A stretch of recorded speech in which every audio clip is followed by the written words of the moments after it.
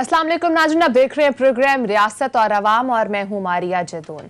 नाज़रीन, आज़ाद जम्मू और कश्मीर इलेक्शन में इमरान खान साहब ने मैदान मार लिया है। तहरीक इंसाफ को वाज़े बरतरी हासिल हुई है। आज़ाद जम्मू और कश्मीर की हुक्मरान जमात मुस्लिम लीग नून बामुश्किल 6 नशिस्तें हासिल कर सकी है। ना तो मरियम नवाज के बड़े बड़े जलसे काम आए हैं और ना ही जारहाना इलेक्शन मुहिम।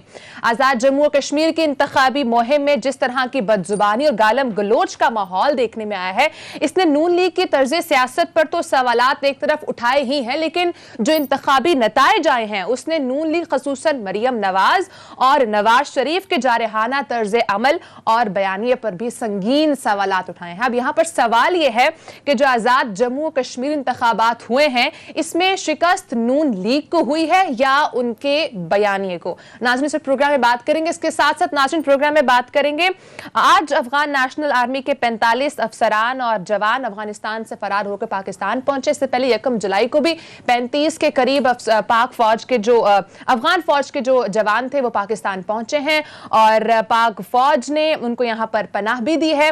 और इसके साथ साथ अभी जो सिचुएशन अफगानिस्तान में चल रही है उस पर बात करेंगे। जो बिगड़ती हुई सूरत हाल है ये आखिर क्या रुख इख्तियार करेगी। नाज़रीन, मेरे साथ प्रोग्राम में मौजूद होंगे मार्शल रिटायर्ड शहजाद चौधरी साहब और सहाफ़ी तज्ज़ियाकार सदीक जान, और हमेशा की तरह मेरे साथ प्रोग्राम में मौजूद है सहाफ़ी तज्ज़ियाकार अदील वड़ाइजवी। अदील, प्रोग्राम का आगाज़ मैं आपसे करूंगी। सबसे पहले तो आज़ाद जम्मू और कश्मीर इलेक्शंस को आप किस तरह से देखा है आपने, क्योंकि अभी एक्सपेक्टेड यही था कि जो जीत होगी वो पीटीआई की होगी और वही हुआ है। एक तो किस तरह से आप इनको देख रहे हैं, और दूसरा ये कि जो नून लीग हारी है इसमें आप किसकी शिकस्त देख रहे हैं? नून लीग की ओवरऑल शिकस्त देख रहे हैं या नून लीग के बयानिए की शिकस्त हुई है? देखिए जी, आज़ाद कश्मीर के जो ये इंतखाबात हैं ये माजी से बड़े मुख्तलिफ हैं। वैसे तो जो भी वफाक में हुकूमत होती है वही वहाँ रिफ्लेक्ट हो रही होती है, बड़ा इसका सुर रसूख होता है, लेकिन ये इंतखाबात जो हैं इसलिए भी डिफरेंट थे कि एक नई कुव्वत के तौर पर पाकिस्तान तहरीक इंसाफ की एंट्री हुई इसमें। और पाकिस्तान तहरीक इंसाफ ज़ाहिर है जब हुकूमत में थी और ऐसे में 2 तगड़ी जमातों के साथ उसका मुकाबला था जो रिवायती वहाँ पर हरीफ होते हैं उनसे हट के। तो अब जो असल इम्तिहान था वो मुस्लिम लीग नून का था। उसकी वजह यह है कि ये वहाँ पर हुक्मरान जमात थी और उसके बाद इसने उस पोजीशन से कितना नीचे आना था, तो इसको ज़्यादा से ज़्यादा दूसरे नंबर पे आना चाहिए था। ये तीसरे दर्जे की जमात वहाँ पर बन गई। अच्छा, इसमें ये इसलिए भी हैरानकुन है कि मरियम नवाज साहिबा ने जितने वहां पर जलसे किए और ख़ास तौर पर जो राजा फारूक हैदर और मुश्ताक मिनहाज साहब वाले जो उनके साथ जो इन्होंने जलसे किए, बड़े कामयाब जलसे कहे जा रहे थे। बल्कि ये कहा जा रहा था जी पाकिस्तान तहरीक इंसाफ के जलसों से कंपैरिजन किया जाए तो मरियम ने जो जलसे किए हैं वो बहुत ज्यादा हैं और चार्ज्ड क्राउड था। लेकिन मरियम नवाज का जो बयानिया था ये भी एक इम्तिहान था, क्योंकि जो ज़िमनी इलेक्शन होते हैं ना उनके डायनामिक्स और होते हैं जो पाकिस्तान के मुख्तलिफ हलकों में हो रहे होते हैं। लेकिन ये जो आज़ाद कश्मीर के इलेक्शन में ये इसलिए ये इम्तिहान था कि पूरे का जो पूरा बयानिया इनका जो घूमता है ना, इसका ये टेस्ट हुआ, ये पहला टेस्ट हुआ है वहां पर जो नाकाम हो गया। इनका बयानिया पिट गया है। और हो क्या रहा है हैरानकुन तौर पर, मैं तो इसलिए यानी हैरान हूं कि ये बड़े सीजन्ड पॉलिटिशियन हैं, ना सिर्फ ये लोग बल्कि दहाइयों से इलेक्शन लड़ते आ रहे हैं। और कर क्या रहे हैं कि इलेक्शन से 2-3 रोज कबल हमदुल्ला मुहिब के साथ ही तस्वीर आ जाती है जी नवाज शरीफ साहब की। जानते बूझते हुए ये पाकिस्तान के बारे में क्या अल्फाज इस्तेमाल करता है ये शख्स किसकी एमाब पे पाकिस्तान के खिलाफ प्रोपेगेंडा करता है, ये पाकिस्तान के खिलाफ क्या सोच रखता है, और आप उसके साथ मुलाकातें करते हैं, उस पर डिफेंड करते हैं, उस पर फख्र से बताते हैं। फिर उसके बाद क्या करते हैं कि आप कश्मीरियों के जख्म पर नमक छिड़कते हैं। आपको कश्मीरियों के जख्म पर मरहम रखना था वहां पर। फिर उसके बाद क्या होता है कि आपके जो उम्मीदवार हैं वो कैसे कैसे बेवकूफाना बयानात देते हैं कि जी हम भारत से मदद मांग लेंगे। इससे क्या हुआ कि जो नजर आ रहा है कि कश्मीरी क़ियादत कश्मीरी जो अवाम है उन्होंने इन्हें मुस्तरद कर दिया। देखें कहां पाकिस्तान तहरीक इंसाफ 25-26 नशिस्तों के साथ, कहां पाकिस्तान पीपल्स पार्टी 11 नशिस्तों के साथ, कहां हुक्मरान जमात अचानक 6 नशिस्तों पे आ खड़ी हुई। तो अच्छा, जो धांधली के इल्जामात लगाए जा रहे हैं, आगे जाकर इस पे शायद हम मजीद बात भी करेंगे। धांधली के इल्जामात में جو 2018 میں جس طرح مریم صاحبہ نے ٹویٹ کیا نا کہ 2018 کے بھی نہیں مانتے تھے، یہ بھی ہم نہیں نتائج مانتے. 2018 میں انہوں نے کہا جی آر ٹی ایس، اس مرتبہ تو آر ٹی ایس والا چکر ان تھا، ان کو سمجھ نہیں آ رہی کہ کس کے سر پہ یہ مدعا ڈالیں. 2018 میں پتہ یہ چلا کہ سب سے زیادہ پیٹیشنز تو آئی پاکستان تحریک انصاف کی جانب سے ہیں، اور اس مرتبہ بھی یہ خود تیسرے نمبر پہ ہیں اور کہہ رہے ہیں جی دھاندلی ہو گئی ہے. اچھا دل اس پہ بھی ہم آگے کنٹینیو کریں گے. شہزاد صاحب ہمارے لائن پہ موجود. شہزاد صاحب آپ کو میری آواز آ رہی ہے؟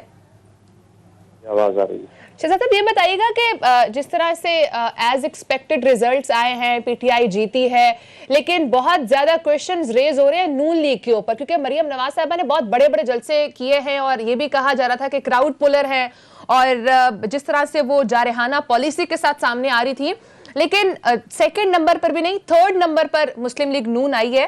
کس طرح سے آپ دیکھ رہے ہیں نون لیگ کو؟ یہ نون لیگ کو شکست ہوئی ہے یا نون لیگ کے بیانیے کو شکست ہوئی ہے؟ دیکھیے عدیل وڑائش کی بہت ساری سب باتوں سے میں ایگری کرتا ہوں. اس میں کوئی شک نہیں کہ امتحان تو اس کا ہوتا ہے جو کہ سٹنگ گورنمنٹ ہوتی ہے. اگر sitting government P T I جو ہے، اگر پاکستان میں جو گورنمنٹ ہوتی ہے، اگر وہ یہ انتخاب ہار جاتی آزاد کشمیر میں، تو اس کے لیے بہت بڑی ایک نیگیٹو تھا.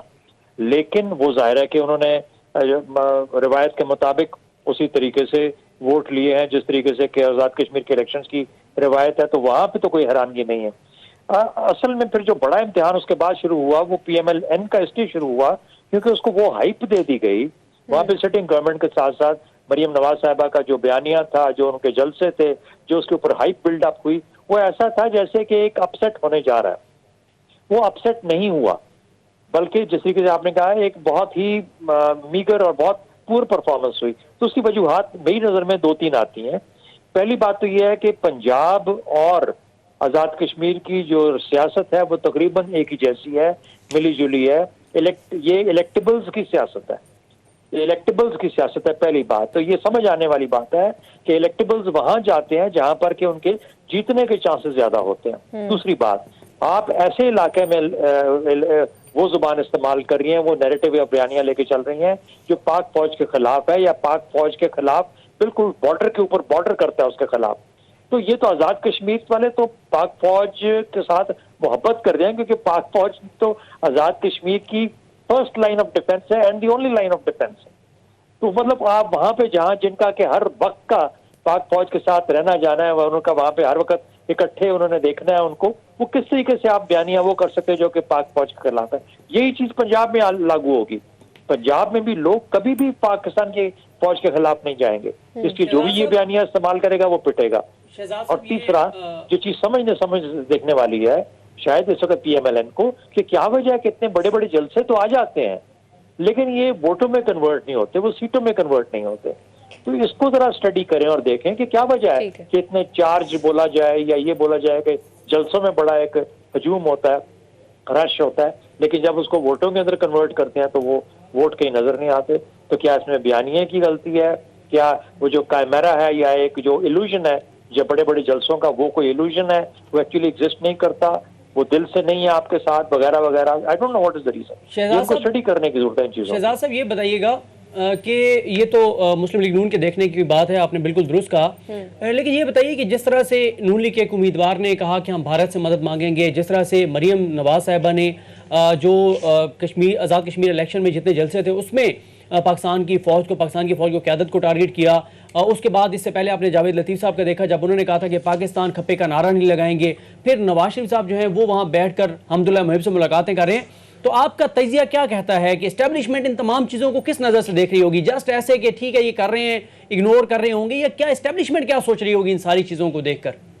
دیکھیے اسٹیبلشمنٹ کا میں آپ کو بتا سکتا ہوں کہ اسٹیبلشمنٹ اس کو ایک پاکستان کی ایسی پولیٹیکل پارٹی کو دیکھ رہی ہے جو کہ اپنے پاکستانی سوچ سے ہٹ رہی ہے اور کوئی ایگزوٹک سوچ کے ساتھ کوئی ایسا بیانیہ لے کے چلنا چاہتی ہے جہاں پر کہ وہ کوئی بے نظیر بھٹو ثانی کی شکل میں کچھ یہاں پہ لوگ بن جائیں، کوئی ایسا بیانیہ آ جائے جس سے کہ کوئی ریولوشن کریٹ ہو جائے. یعنی اگر یہ اس قسم کی گفتگو ہے، چاہے وہ نواز شریف صاحب وہاں سے بیٹھ کے کریں گے انگلینڈ سے، یا وہ کوئی یہاں پہ بیٹھ کے جاوید لطیف صاحب کریں یا کوئی اور آدمی کرے، PMLN کا, تو میرے خیال میں اس کا بہت ہی ایک نیگیٹو، یہ سمجھنے والی بات ہے کہ پاکستانی اپنے ملک سے اپنی افواج سے محبت کرتے ہیں. یہ تو وہ باتیں ہیں جو کہ آپ دیکھیں بلوچ رینیگیٹس جو ہیں، جو بلوچ ریبلز ہیں، جو کہ اس وقت سوئٹزرلینڈ لنڈن میں بیٹھتے ہیں، جو کہ انڈیا سے کہتے ہیں ہم انڈیا سے مدد لیتے ہیں کیونکہ ہم پاکستان کی ریاست کے خلاف کہیں سے بھی مدد لیں گے. پاکستان نہیں کھپتا ان کو، لیکن پاکستان جن کو کھپتا ہے وہ پاکستان میں موجود ہے اور پاکستان کے بارے میں ایسی زبان استعمال نہیں کرتے.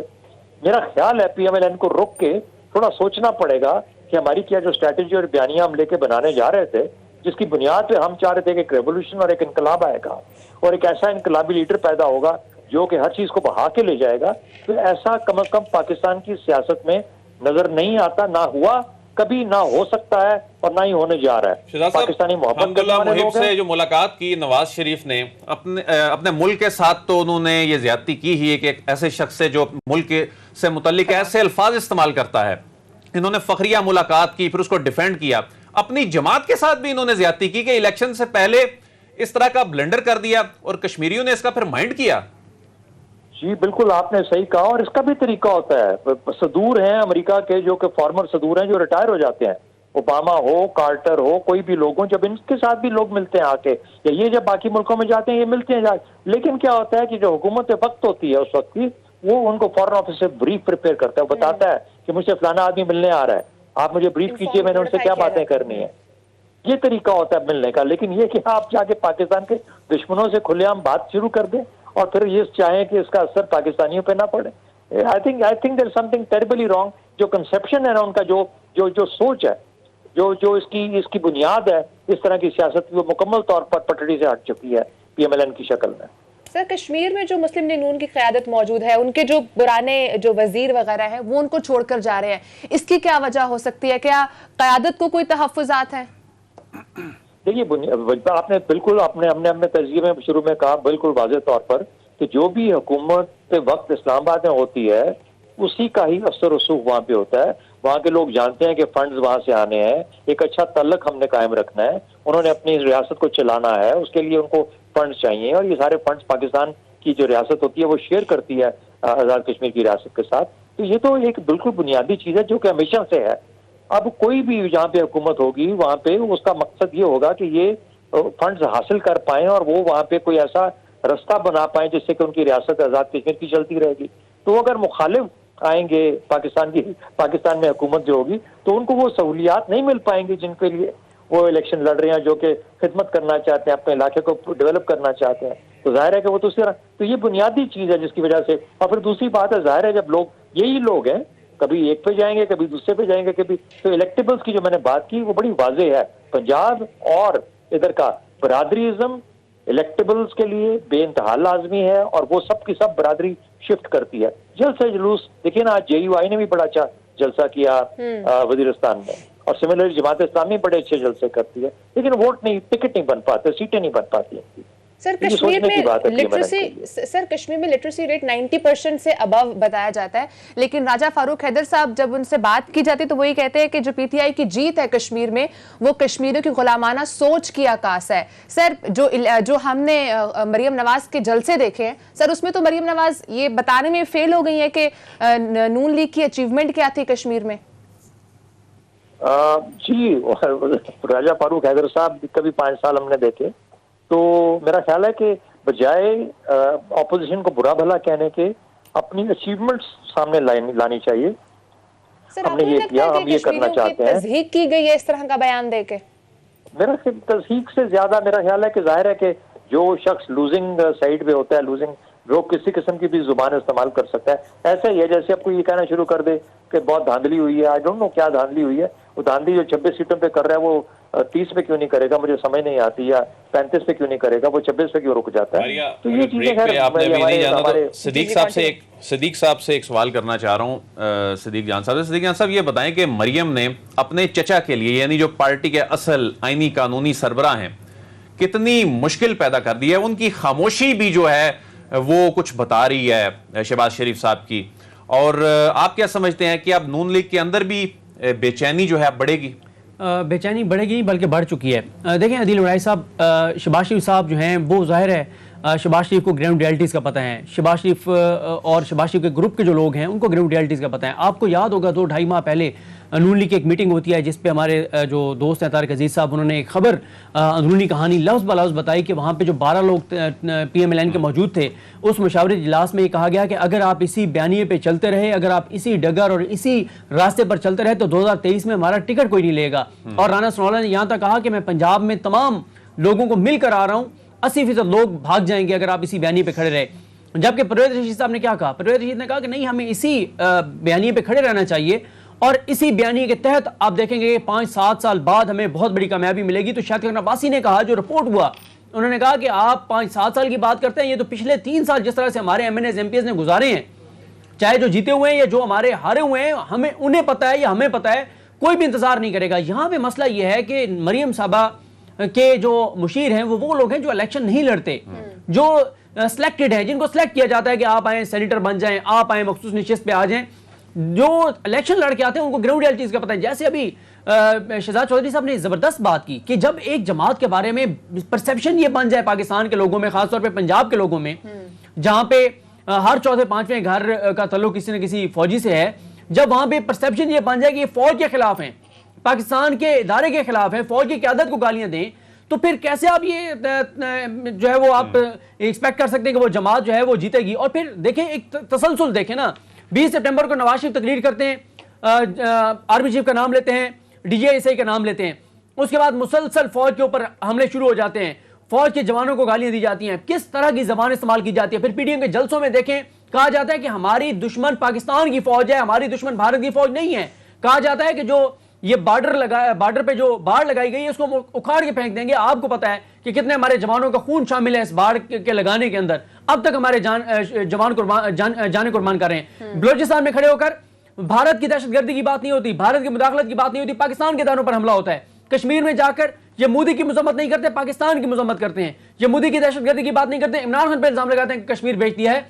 फिर उसके बाद जो सरदार रियाज सादिक है वो असेंबली में खड़े होकर कहते हैं कि हमारे आर्मी चीफ की टांगें कहां पर रही थी। फिर जावेद लतीफ का बयान देख लें, उसके बाद अभी ये इस्माइल गुजर साहब का बयान देख लें, उसके बाद इनके मरियम साहबा के बयान देख लें, फिर यहां तक आप देखें अफगान सफीर की बेटी वाला मामला किस तरह से आपने कवर किया, हमने कवर किया, हमने देखा वो क्या मामला था। लेकिन मरियम साहबा कश्मीर में खड़े होकर क्या कहती हैं कि माफी मांगो अफगानिस्तान से, अफगानिस्तान की जबान वो बोल रही हैं। नवाज शरीफ उधर बैठ के अब्दुल्ला मोहिब को मिल रहा है। तो देखें, ये सारी चीजें इस बयानिए के साथ मुस्लिम लीग नून अगले इलेक्शन में नहीं जा पाएगी।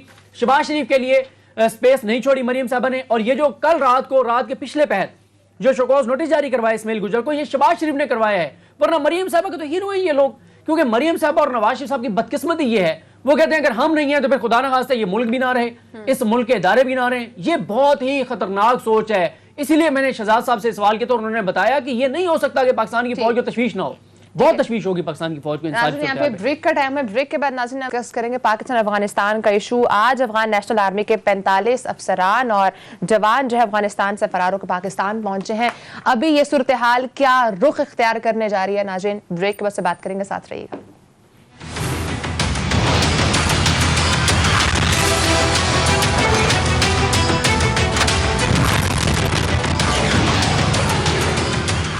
वेलकम बैक नाज़रीन, आज एक अहम डेवलपमेंट हुई। आज अफगान नेशनल आर्मी के 45 अफसरान और जवान अफगानिस्तान से फरार होकर पाकिस्तान पहुंचे। इससे पहले 1 जुलाई को भी 35 के लगभग अफसरान और जवान अफगानिस्तान से फरार होकर पाकिस्तान पहुंचे थे और वो इस वक्त पाक फौज की पनाह में भी है।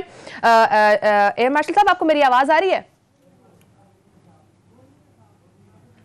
अच्छा, हमारे साथ लाइन पर नाज़रीन इस वक्त मौजूद हैं सुमेरा खान, जर्नलिस्ट भी हैं, सहाफ़ी भी हैं और इसके साथ साथ इस सारे मामले को बहुत नज़दीक से देख रहे हैं। सुमेरा, आपको मेरी आवाज़ आ रही है? जी बिल्कुल मारिया, मुझे आपकी आवाज़। सुमेरा, अभी आपने रिसेंट जो है वो अफगानिस्तान भी गई हैं, वहाँ का सारा आपने दौरा भी किया है। मुझे ये बताइएगा कि किस तरह के वहाँ पर मनाजिर हैं इस वक्त अफगानिस्तान के, और ये जो आज अहम डेवलपमेंट हुई है 45 अफसरान और जवानों के हवाले से, ये इस पर अफगान हुकाम भी जो है इस वक्त मुकर चुके हैं, वो कह रहे हैं ऐसी कोई डेवलपमेंट हुई है, इस पर आप क्या कहेंगे?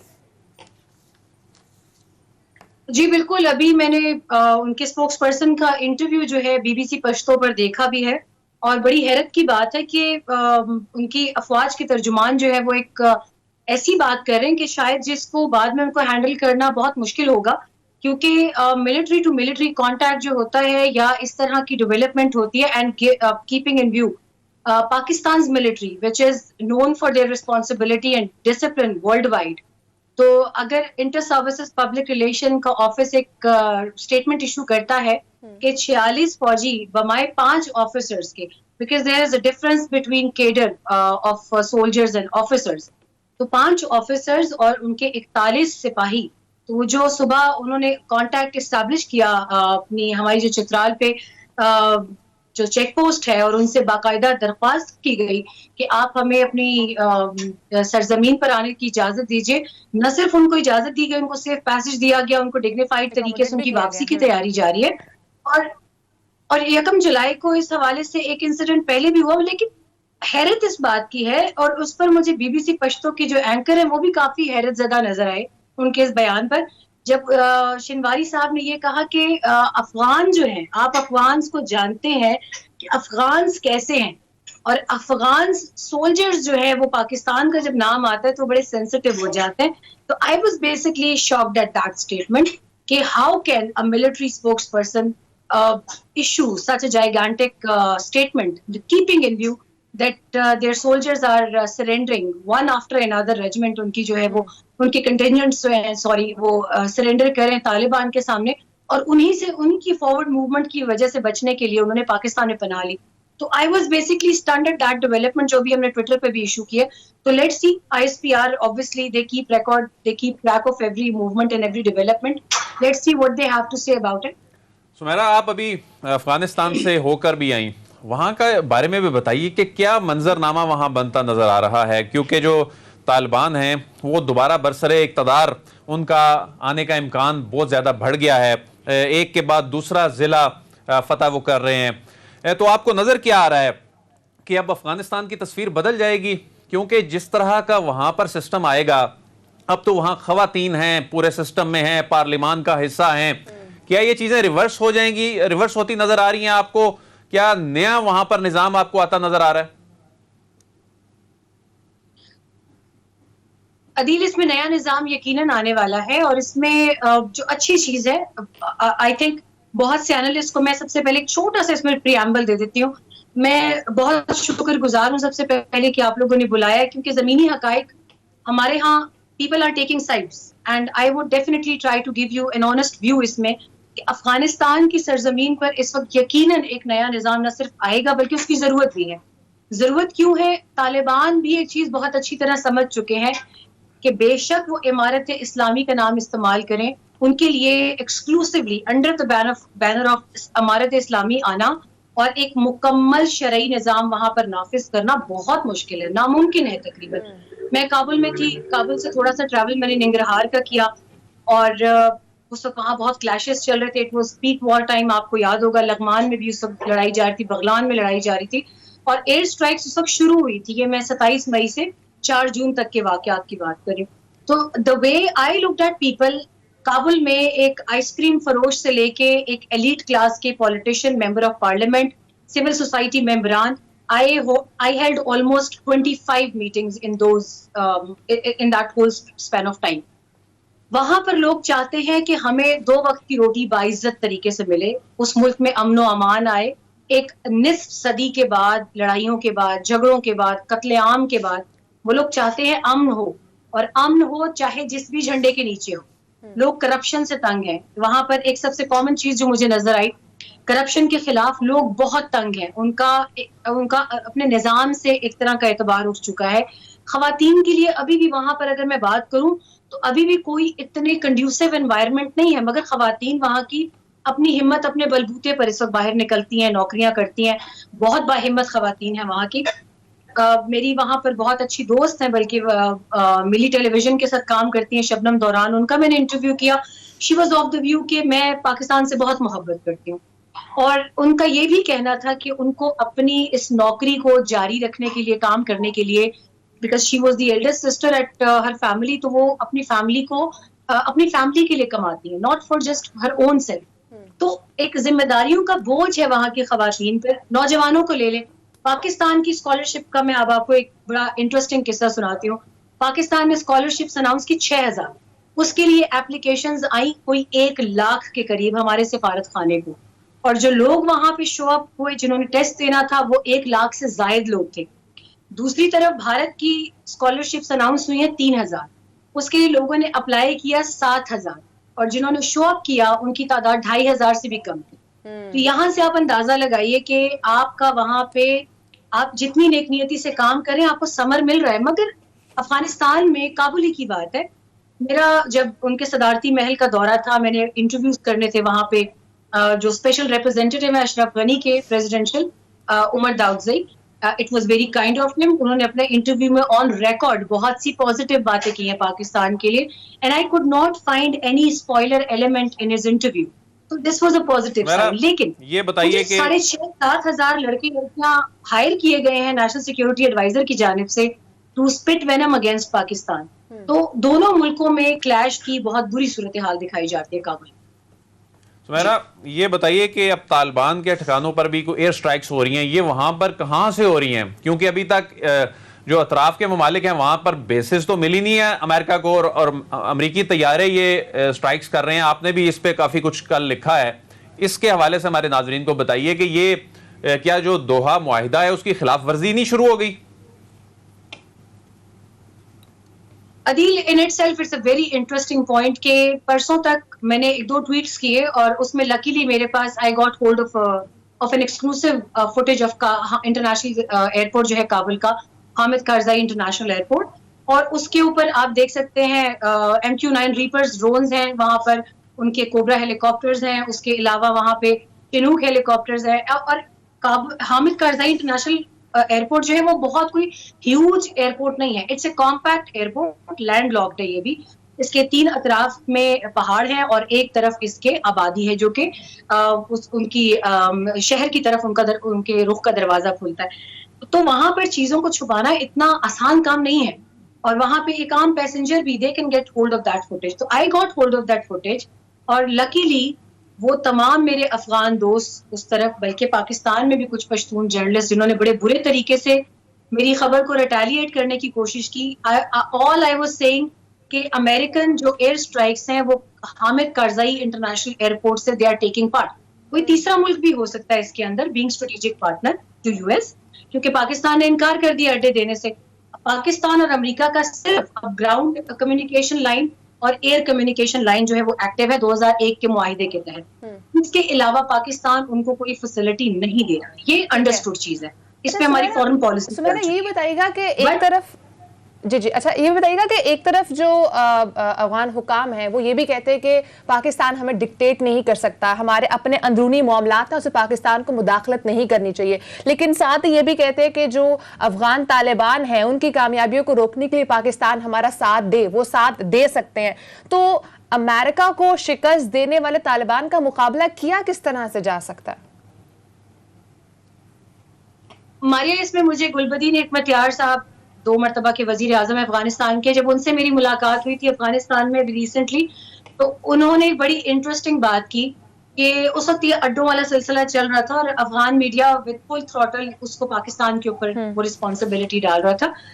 انہوں نے میرے ایک سوال کے جواب میں مسکراتے ہوئے ایک بڑی عجیب سی بات کی کہ وہ امریکہ جو 2 دہائیوں میں افغانستان میں اپنی فل ملٹری مائٹ کے ساتھ کوئی کامیابی حاصل نہیں کر سکا ماں سوائے سیویلینز کو مارنے, سیکشل ابیوز کے, اور there is a list of abuses that were carried by military forces and foreign forces in Afghanistan. تو وہ افغانستان کے باہر سے 3-4 اڈے لے کے افغانستان کا کیا بگاڑ لے گا؟ That holds a very valid point, اور جس کو ڈیفینس ایکسپرٹس اچھی طرح سے ایگزامن کر سکتے ہیں. تو 1-2 اڈے اول تو پاکستان دے نہیں رہا, سیکنڈلی اگر وہ کسی اور ملک سے اس میں فیسلٹیز لیتے ہیں تو ایئر اسٹرائک سے وہ کیا کر لیں گے؟ کیا وہ اپنا سب سے قیمتی, سب سے ہیوی, سب سے طاقتور B-52 بمبار طیارہ افغانستان میں استعمال نہیں کر چکا؟ کیا وہ سینکڑوں ڈرون اسٹرائکس نہیں کر چکا؟ ٹھیک ہے, میرا بریک کا ٹائم ہوا ہے. بالکل آپ کا بہت ویلڈ پوائنٹ ہے سمیرا کہ جہاں پر وہاں رہتے ہوئے وہ کچھ نہیں کر سکے تو باہر سے کسی اور سے اڈیا کر سکتے ہیں. ناظرین بریک کا ٹائم ہے, بریک کے بعد اسے کنٹینیو کریں گے, ساتھ رہیے گا.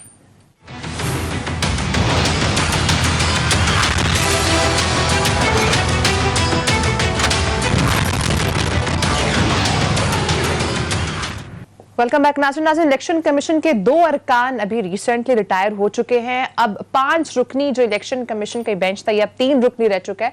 अदील, मुझे बताइएगा कितना अहम है अब इन अरकान की फौरी तकर्रुरी, या हम इस बार भी एक्सपेक्ट करें कि जैसे पहले 1 साल लगा था तकर्रुरी में तो अब भी 1-1.5 साल लगेगा आगे?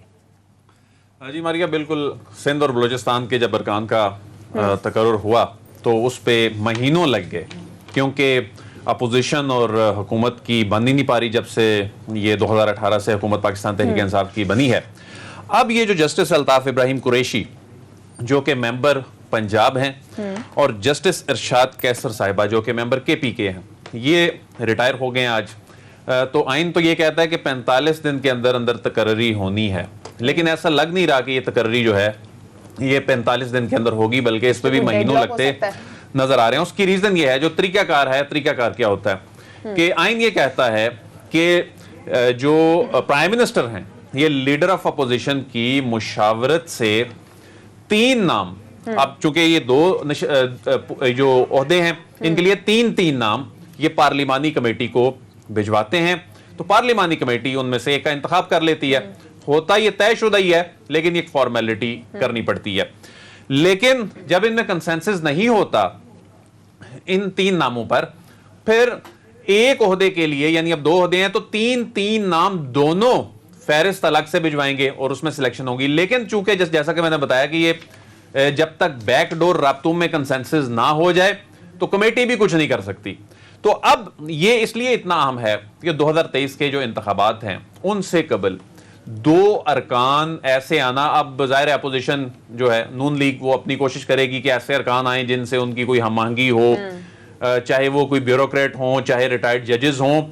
तो इसमें माजी करीब में, बल्कि जो डस्का इलेक्शन वाला इशू था, इसके अलावा जो दीगर कोई ज़िमनी इलेक्शन वाला मामला था, उसमें जो ये तमाम मामलात थे इनमें अरकान ने भी ज़ाहिर जो रुकन होता है ना, एक भी रुकन होता है उसकी पावर, जो जुडिशियल पावर है वो चीफ इलेक्शन कमिश्नर के बराबर होती है। तो ये उतना ही आम होता है जितना चीफ इलेक्शन कमिश्नर की अपॉइंटमेंट होती है। तो इसमें डेडलॉक नजर आ रहा है, क्योंकि अभी तक ये मुशावरत का सिलसिला शुरू ही नहीं हो सका, और ये जो मुशावरत का सिलसिला शुरू हो भी जाए तो अभी चीफ इलेक्शन कमिश्नर की अपॉइंटमेंट और जो दीगर अरकान की अपॉइंटमेंट के हवाले से फिर देखें, हुकूमत अपॉइंट कर रही है और उसके बाद चंद हफ्तों बाद या महीने बाद उनको ये भी कहना पड़ रहा है जी इनको रिजाइन करना चाहिए। इसका मतलब है कि वो एक अदम एतमाद का माहौल पैदा हो गया था। तो अब ये मामला आगे जाता नजर आ रहा है, लेकिन इलेक्शन कमीशन गैर फाल नहीं हुआ, क्योंकि 5 में से 3 लोग मौजूद हैं, लेकिन फैसला साजी में इनका किरदार बहुत अहम होगा। इनकी अपॉइंटमेंट जो है वो 2023 के इलेक्शन के हवाले से बहुत ही अहम अपॉइंटमेंट होगी। अच्छा सदीक, आपको क्या लग रहा है, जिस तरह से अभी 5 जो इलेक्शन कमीशन का जो बेंच सा होता है उसमें से अब 3 मौजूद हैं, तो आपको क्या लग रहा है आगे आने वाले इलेक्शंस में क्या किसी किस्म की कोई हमें मुश्किलात देखनी पड़ सकती हैं, या इस तकर्रुरी का जो मामला है ये जितना डिले होगा उतना ही नुकसान होगा? देखिए, ये तो अब आने वाले दिन बताएंगे कि मामला किस तरफ जाता है, लेकिन ये ज़रूर है कि अभी जब मैं अदील वड़ाई साहब को सुन रहा था तो मुझे ये एहसास हुआ कि मुस्लिम लीग नून के लिए 25 जुलाई के बाद 26 जुलाई भी वो जो है वो उनके लिए एक बुरा दिन साबित हुआ है। 25 को वो आज़ाद कश्मीर का इलेक्शन हार बैठे और 26 जुलाई को वो 2 उन मेंबरान को खो बैठे हैं जिनका हमने पिछले 1-1.5 साल में देखा कि हर केस में PDM के बयानिए को उनके रिमार्क्स के ज़रिए, उनके फैसलों के ज़रिए तक़वियत मिली, सपोर्ट मिली, और ये 2 ही मेंबरान थे जो सबसे बड़ी टेंशन थे इस हुकूमत के लिए। उसकी रीज़न यह है कि वाज़े तौर पे आप उनकी जब कोर्ट में जाकर बैठते थे आपको वाज़े तौर पे उनकी एफिलिएशन नज़र आती थी, क्योंकि उनको लगाया मुस्लिम लीग नून और पीपल्स पार्टी ने था, और वो बहुत ज़्यादा सपोर्ट करते थे। नवाज शरीफ का जो भी बयानिया होता था, मरीम का जो भी बयानिया होता था, वो दोनों मेंबरान बहुत ज़्यादा सपोर्ट करते थे, और तहरीक इंसाफ को काफ़ी उन्होंने झटके दिए हैं इन पिछले 1.5-2 सालों में। तो मेरा ख्याल है ये नून लीग के लिए भी उनके लिए एक धचका है कि 2 ऐसे मेंबरान को वो खो बैठे हैं जो उनको बहुत ज़्यादा उनके बैनिंग को सपोर्ट करते थे अपने इमाज के ज़रिए, अपने फैसलों के ज़रिए।